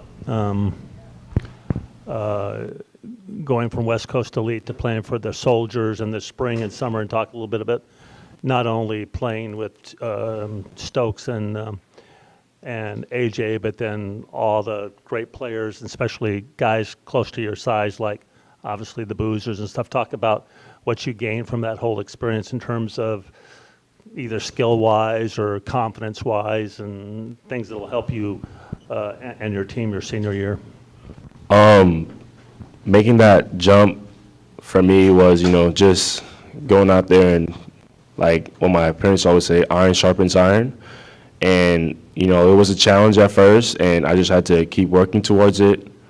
And I felt like, it really, really boosted my confidence just going up against top-tier players in that circuit.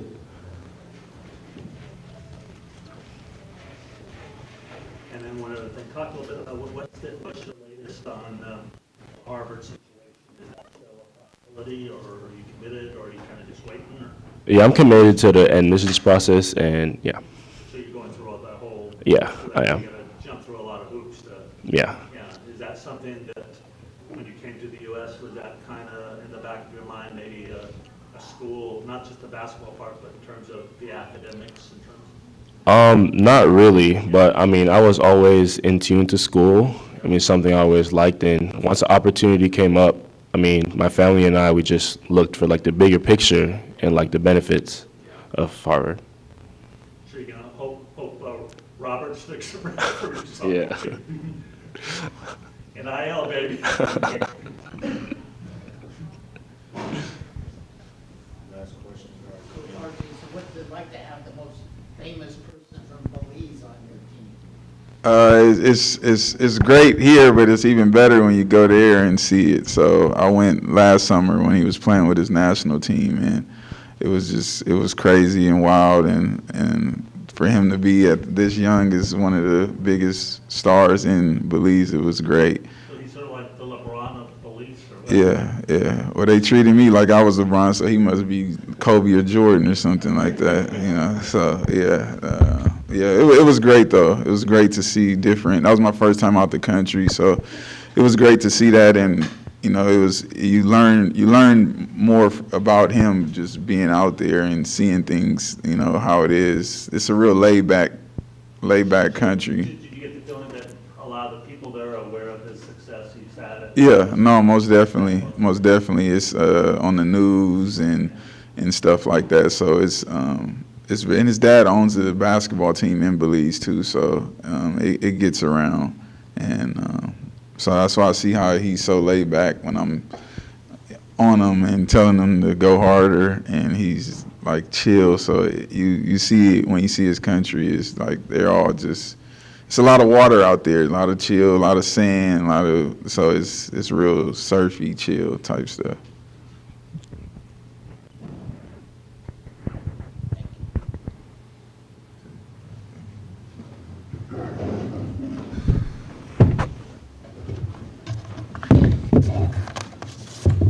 Here you go. Take that. Thank you, Coach. Scholar and gentleman.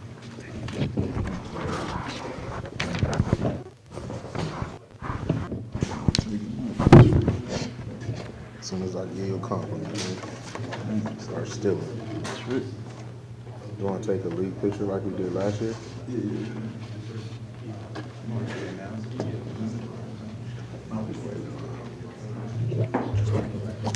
saw it, having more room for more patches, so. We got to get a couple more. I forgot about your Coach patches. has his other one.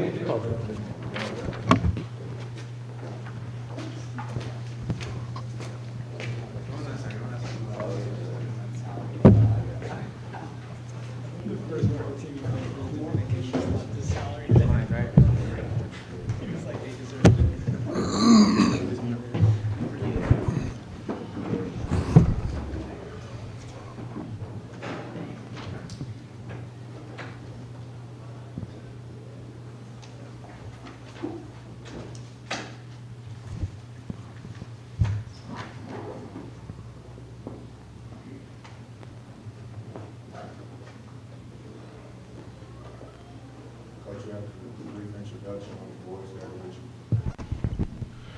Good morning, everyone. To my far left is Michael Williams, 6'5" senior. Next to him is Solo Bailey, 6'2", 6'3", senior. And 5'11", 6'2", senior, Jaden Patterson.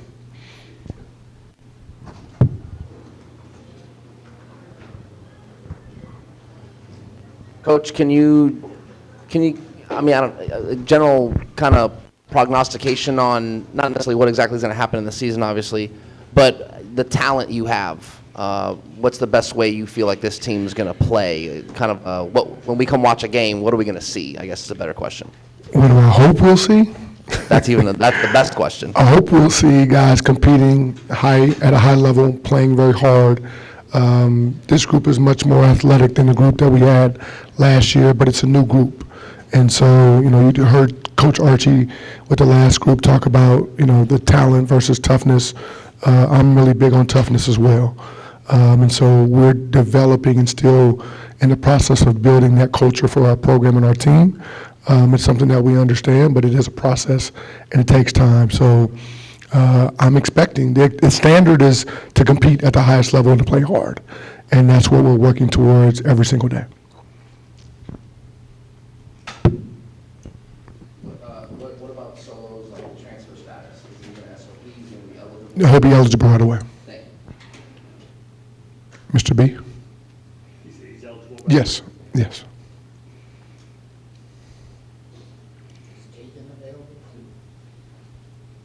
I think so. Yeah. Yes, I hope so. Yes. Jaden, how's it like? Is your brother going to play varsity, or? Yes, he'll be in varsity. How's it like playing with him on this level?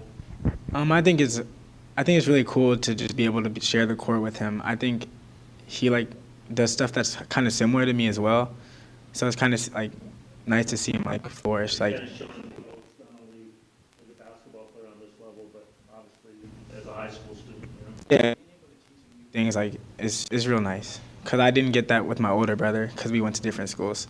So being able to do that for my little brother is nice. Talk about what it's like for you guys to move up in the league. What you guys are expecting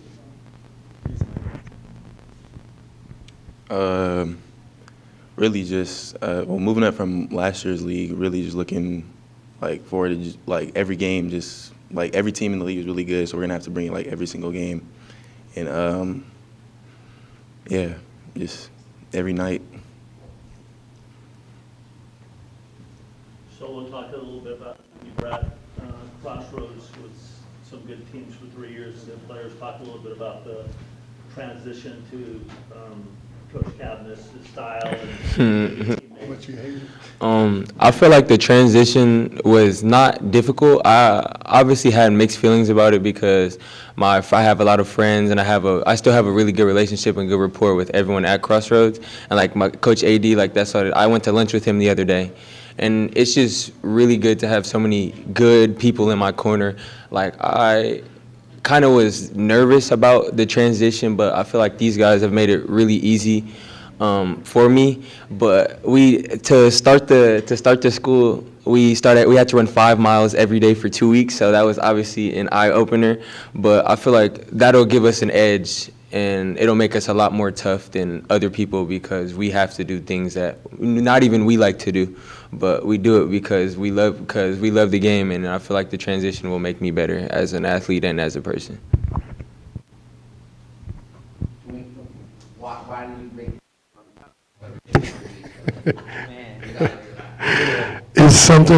It's something that all my teams have done. I was a JUCO head coach for 7 years at the community college level, and it's something that I did as a player. And everywhere I've been, community college, I did it when I was at St. Anthony.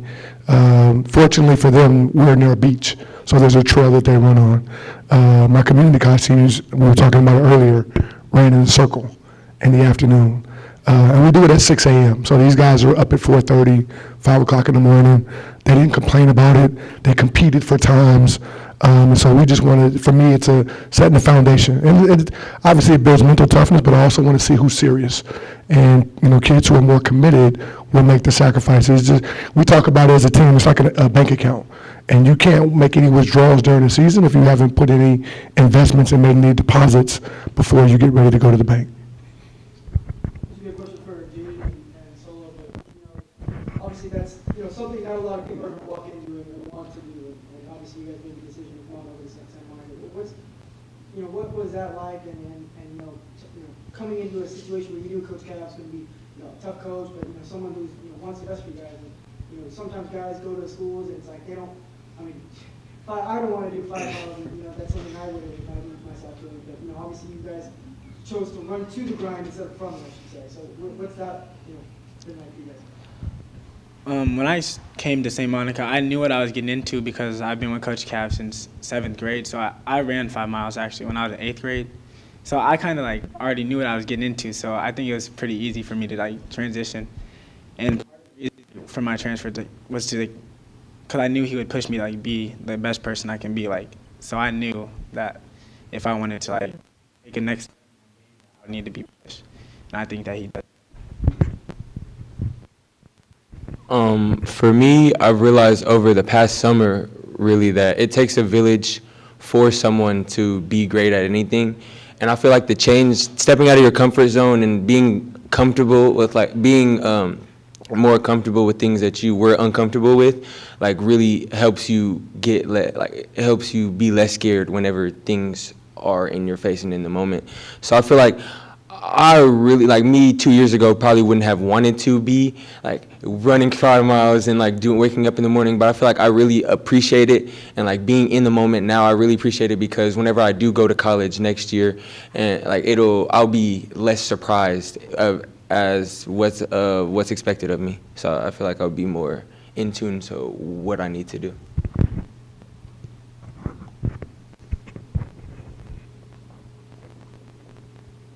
Coach, what's it been like for you going against St. Anthony, almost on a weekly basis when you come back to the game play?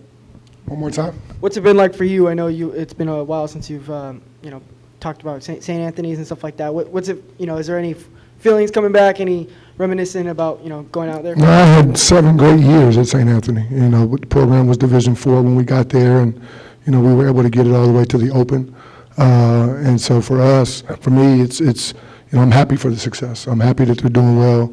I'm looking forward to competing not just against St. Anthony, but the entire league. And so we're trying to take the blueprint that we did at St. Anthony and everywhere else I've been and take it. And, we're seeing growth and we're seeing progress. And, I just want to continue to help these young men. At the end of the day, it's what it's all about. I tell our guys, we would love to win a CIF title, and God willing we will, but only one team's going to win a championship. So for me, it's important that they have a good experience. So the team bonding that we do, the study hall, the times we hang out, we'll do Bible studies before games.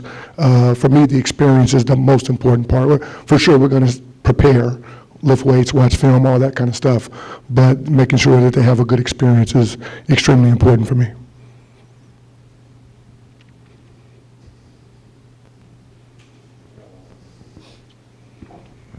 Coach, you've coached at the college level and you've bounced around.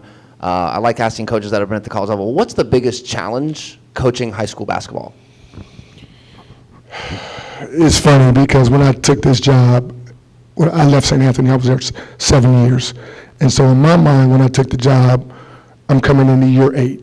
And before I left, the program could damn near run itself. We had 2 cycles of really good freshmen that were graduated. So, those guys were pretty much done.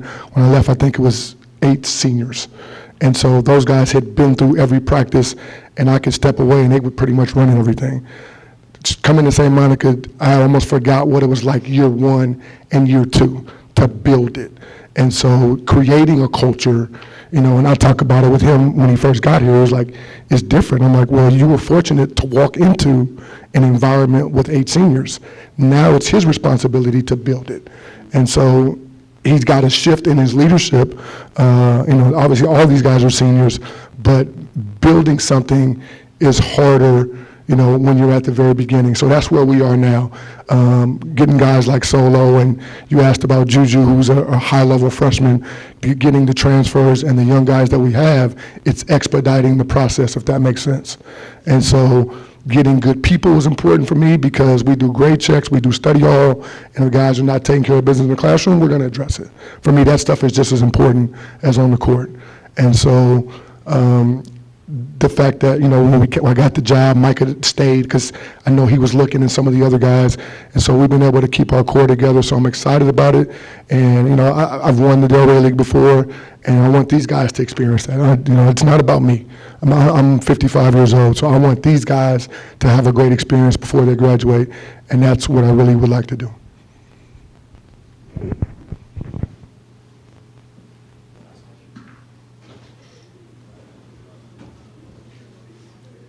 I'm good. Thank you.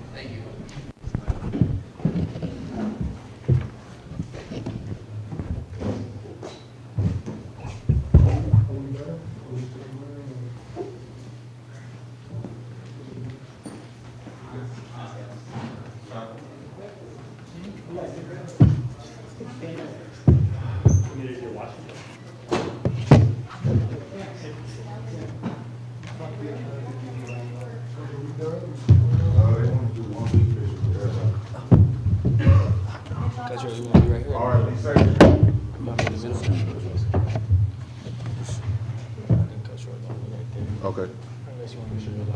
You want to sit in the middle? Yeah, that's what I'm saying.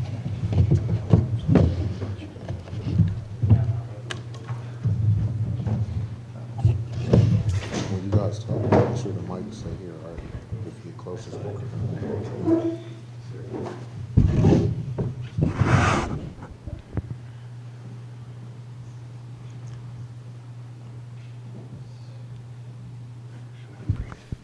All right, Coach, the floor is yours. If you could just introduce yourself and the rest of your squad. Yes, Patrick Roy, the head coach of St. Paul High School. To my immediate left, I have Mr. Osami, who played for me for basically 3 years now. When I first got to St. Paul High School, he was one of the first individuals that I saw, that I met. And he's been with us ever since, and he's been able to carry our program and do a lot for us. To my right, I have William. He's a kid who checked in as his sophomore year, and he came in as a sophomore last year and led us in scoring about 22, 23 points per game. And to his right, I have Mr. Kenny Marshall. He's a young guy. You know, we had a lot of success for him over the summer. He was able to come in and do some things as a young sophomore. So, you know, I think the future at St. Paul is bright with these three individuals that I have up here. Questions?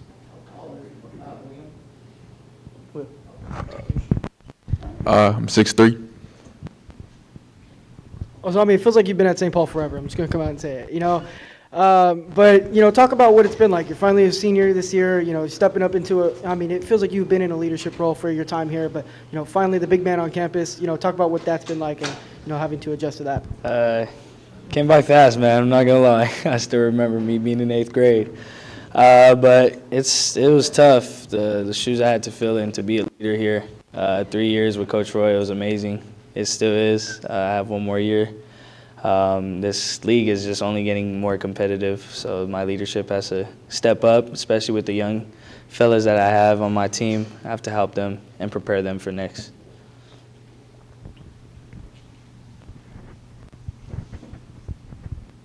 Coach Roy, you know, you said it's been tough coming into the Delray League.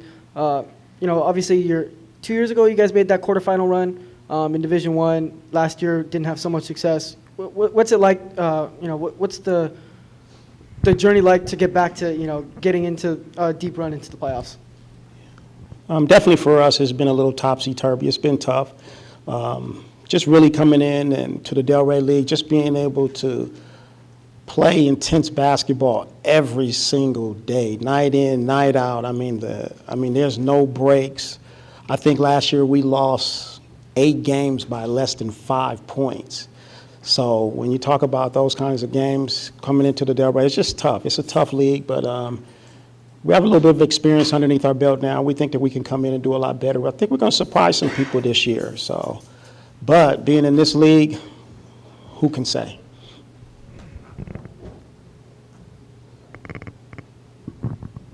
Coach, in your years coaching high school basketball, what's been the biggest change from when you first started to running a program here in 2024, you know, and whether that be a good thing or things that are more challenging? I think toughness. More than anything, toughness. I don't know if the kids today are as tough as they were yesterday. So I think toughness has a lot to do with it. And then I think kids now are pretty committed to the game. But overall, I'm going to say toughness, you know, how they approach the game, how serious they are about the game, how much time they put into the game. I think those things are very important, and I don't know if the kids going on right now are as tough and put in that time to the game like some of the kids from yesteryear. Sorry to dig a little deeper on that. When you say toughness, you don't necessarily mean like physically, but you mean kind of wanting to do things that you don't want to do and that stick-to-itness, that kind of toughness?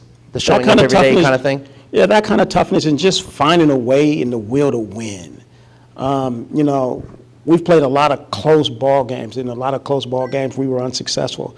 And I think, you know, that's about mental toughness, just being able to go out there and find a will and find a way to win.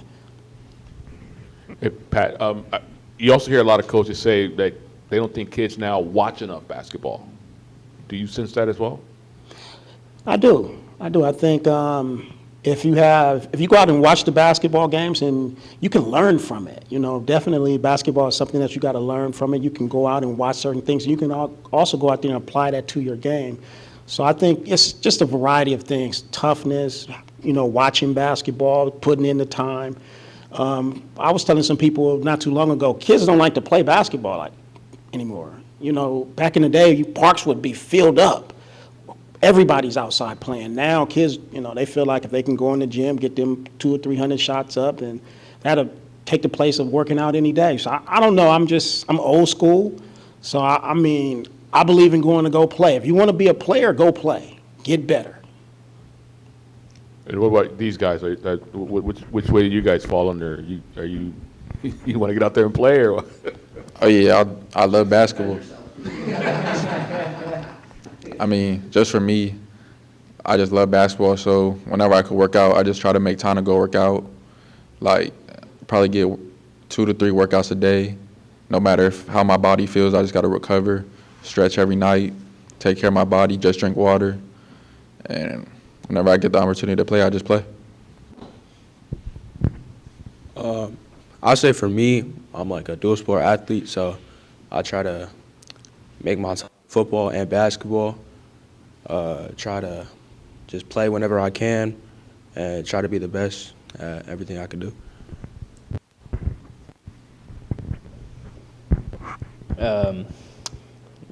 They basically covered it. I love the game of basketball as well. I try to work out probably 2 times a day, 1 time in the weight room because I need to improve for the next level.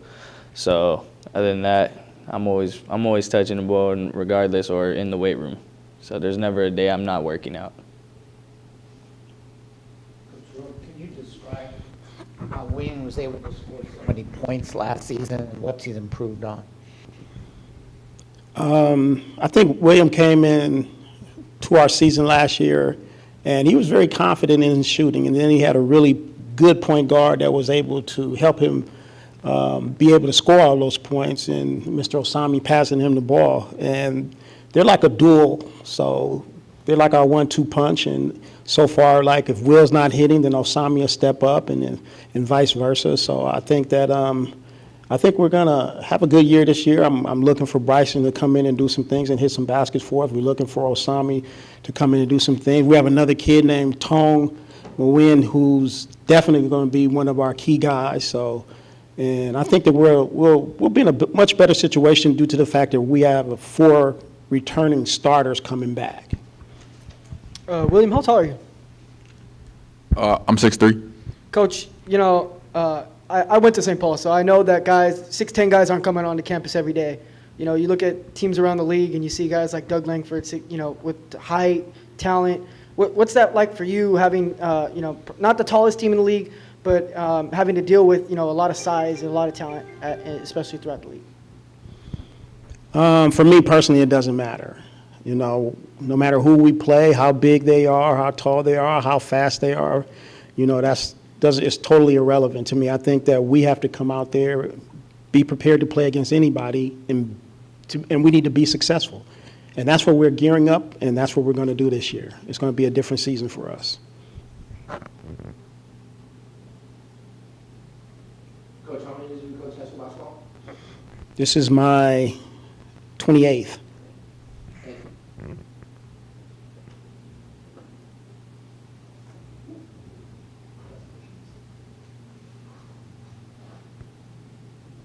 Thank you so much. Thank you.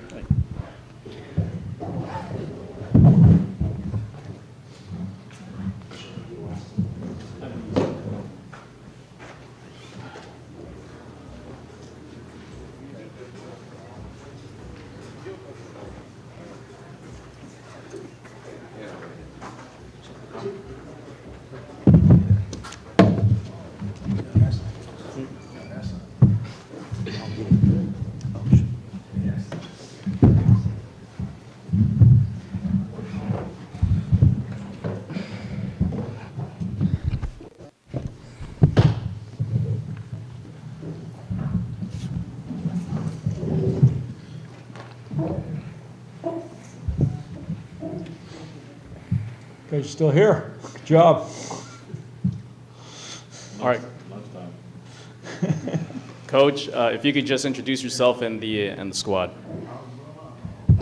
Hi, my name's Doug Mitchell. I'm the varsity basketball coach at Bishop Montgomery. As I said earlier, this is my 36th year there.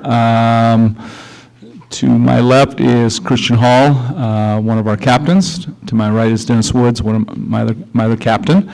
Dennis has been on varsity 4 years. Christian transferring his sophomore year, and he's been with me this is his third year. In addition to being good basketball players, they're really, really good people. They represent the school and the program very well. They're both outstanding students, good people, very well thought of on campus. Very proud of them, besides their accomplishments on the basketball court.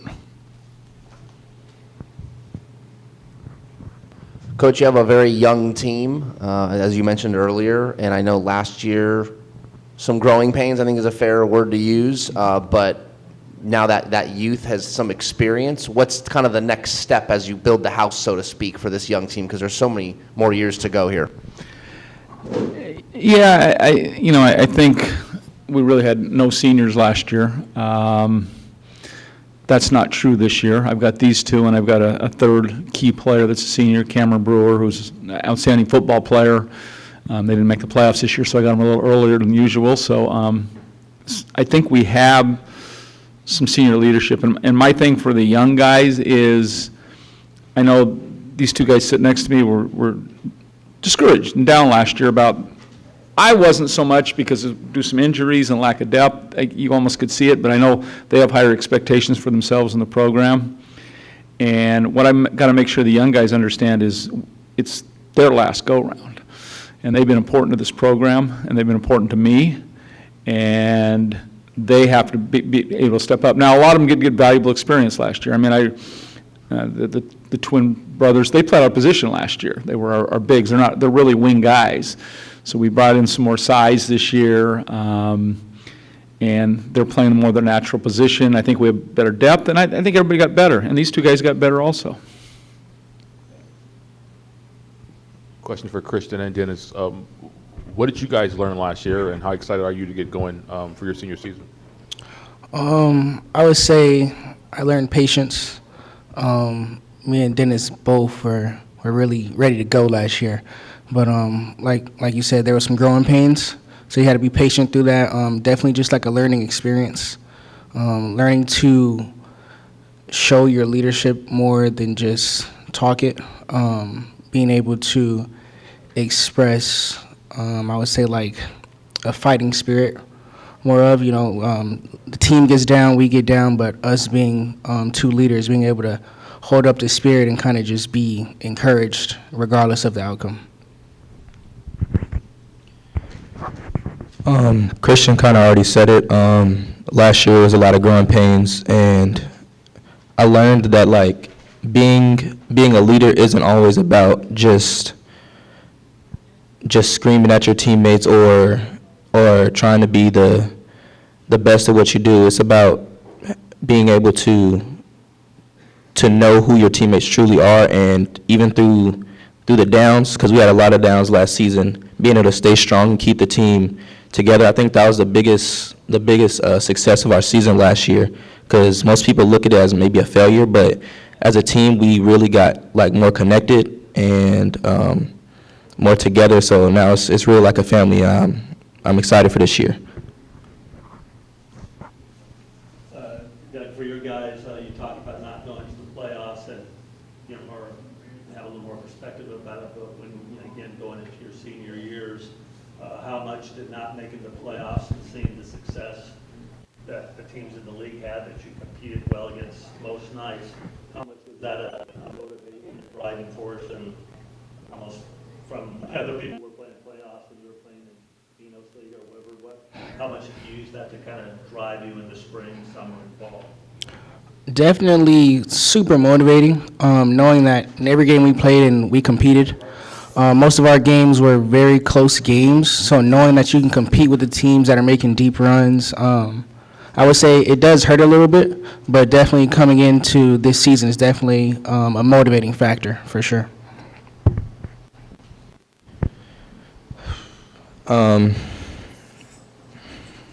Man, seeing those teams that we played against and that we even had leads on, it really it kind of lit like a fire inside for to build for the summer, knowing that we have the capability to play with these teams. I feel like it was just like Coach said, it's like an experience thing. We had young guys, so it's kind of hard in those late game situations to know how to really get it under control. But I feel like it really set a fire to work hard this summer and get us set for this year.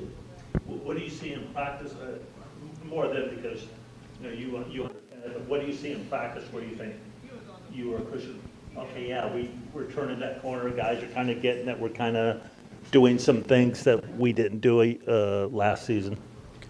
I mean, there's a lot of good stuff that's happening. Me and Christian have been well. He's been really good at keeping a leveled head and not getting too high or too low. He's always stayed the same and pushing everybody in practice. Not too long ago, I actually saw a few people diving on the floor, which was really good. It shows that our grit's growing, our aggression, and our toughness. To add on, I would definitely say our grit and our toughness is the biggest thing. If you were to ask me, I would say those are two things that we didn't have last year, or didn't have enough of last year, that could have changed a factor in most of our games. So that's definitely the biggest one. And then I would say communication through teammates. So just talking to one another, being able to understand what each other is saying, and that's kind of a team chemistry building type of bond that it will definitely help in rough moments of games this season. Doug, Gary McKnight said that he's in his 43rd season and he looks forward to practice, even though it's getting close to his retirement, but he's not close. What about you? Do you look forward to practice? The best part of my day is practice. It really is. I mean, it's very helpful, and I'll just be totally honest. This team right now where we're at is really becoming one of the favorite teams I've ever coached. They're just really good kids. They're really coachable. We've got some good seniors that are helping the younger guys, and the younger guys are really hungry to learn. So it's been really positive. I mean, been doing this for a while. That's the question I get every. How much longer you got, Coach? How much longer you got? And I don't know. I know I've always said I will walk away when I don't love it, when I don't have the passion for it. And I don't think my passion has wavered too much. So, As long as your voice is still loud. Yeah. Still Mike. Look at that. Oh, yeah. They know you're talking. He was being nice about it, right? Yeah.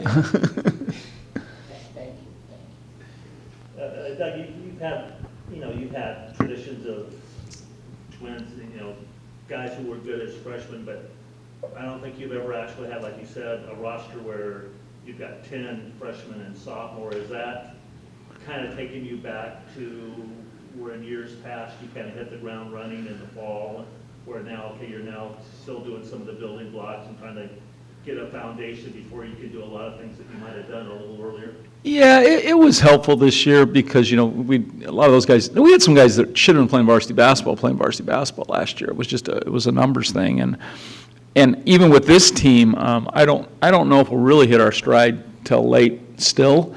Well, most of your teams kind of don't. Yeah, that's really what and I also have 3 kids that are going to be sit-outs transferred. I won't get them back till, I think December 27th is the date. So I don't think any 3 of them is going to be a starter, but they're good players, and they're going to give us even more. I think one thing that I really felt last year that I don't like to just play 5 or 6 guys, and I was playing 5 or 6 guys, and we had to pull back the defense, not because the kids couldn't play the full court defense, foul trouble. I had to be real careful about that, so I had to kind of rein it in a little bit. Now I feel like we're getting back to playing like I like to coach. I think my players like to play. It wasn't anybody's fault, but it was just the situation. Coach, I wanted to ask you a quick kind of, that 2017 team that beat Mater Dei at the Honda Center, Ethan Thompson dunking on Bol. I mean, I got to ask you while I have you here. I mean, is that one of your better teams you've coached in almost your 40 years? Pretty remarkable year that was. They were my second best team. And I've been real honest about that. I don't know if you guys remember, there was a twin brothers, the Craven brothers, and that team was 6'2", 6'2", 6'2", 6'3", 5'8", but 4 of them were Division I players, and they were just nasty as heck. They were just the toughest team I've ever coached in my life. I mean, Cravens, but I had a couple other guys who were like that, and they used to just go in, and maybe it's just me, we would lock people. We put the locks on people. Before the term was being used, kind of a positionless, you had Yeah. one guys were tough guys or power forwards, but And really, the team you're talking about too is a phenomenal team, a little different, more shooting, but they were all about 6'4", 6'3", 6'5". You know, and we switched a lot of stuff, and we didn't really have a pure point guard. I mean, Ethan would play all over. Ethan was our best post player. So. In 2017, you guys just beat so many other talented teams. Yeah, we had a nice run. Yeah, we had a nice run. We had to go through the balls, and we had to go through, you know, and we beat Serra Canyon that year. Yeah. Yeah. It was a pretty nice run. Yeah.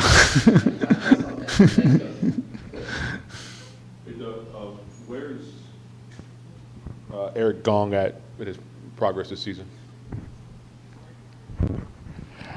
Eric has came a long way. He's been through injuries, but I think this year he's definitely a lot healthier, and it's been kind of a big emphasis for him. He's slimmed down a lot. He's gotten better on his feet, and he's kind of like really starting to get into himself, I would say, and I think a lot of people will see that this year. We haven't had a good chance to watch Eric play a stretch of games, and in the games that he did play last year, he made an obvious impact right away. But him being healthy is definitely going to make a very big difference. Presence body-wise, obviously because he's physical, but just being there. He's very smart. He's always been smart, but you'll get a chance to see how his mentality works and his IQ on the court as well. Anything? Just piggybacking off what Christian just said, I feel like you guys haven't seen Big E really play. Like he said, when he came back for that one game we had, it was a huge impact, especially on the defensive end. Like the way we play our defense, him being a presence in the paint was just really helpful. And he's just gotten like so much better. Because I remember we were both here when he first came in, and we got to see him go. One of our better bigs, probably our best bigs, yeah, Xavier, his freshman year. So that was good for him. And over the years, he's just grown a lot as a player and as a person, and his English has gotten a lot better too. So that's cool, yeah. Yeah, I think for him, conditioning, he's probably and it's hard to get in shape too when you're also injured, but he's probably lost 35, 40 pounds. I think he was pushing 280, and he's probably 235 now, I guess. So conditioning's been big for him. He's very skilled. And then we've added some other big bodies to go against. I mean, Josiah's 6'7", 230. He's transferred. He won't be relevant. And we added a 6'9" freshman that's really talented. He's not. how does he compare to his, I think you saw St. Bernard play, how does he compare to his brother? He's only a freshman. Probably not as physical. He had a pretty good, that guy. Yeah, but he's just long. I mean, that's the best way to describe him, right? Long. They're two different players, for sure. Yeah. Yeah. But we're excited about his potential. He's just like a young colt right now, just figuring stuff out. Doug, where's Josiah James from? Valley Christian. I always say Village Christian. Valley Christian. Okay. In Cerritos or? Yeah. Okay. And he'll be mid-year eligible. He'll be So mid-year. will Jalen Bain. Jalen Bain and the kid, Andre Good, he's from Redondo. He'll be able to, all three. They're good players. They're going to help us. It'll give us more depth. So we'll see. They all have to sit out? Yeah, they're all three sit-outs. They're all three sit-outs. Two are sophomores, one's a junior. Who's the third one again? Andre Good. Andre George? George. Okay. I'm thinking Good. Help me out here. Come on. Dre.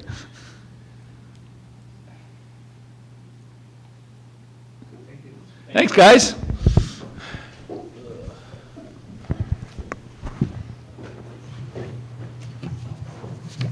We going home? We doing a picture? What are we doing? Do you know? Thanks, Coach. Thank you. Yep.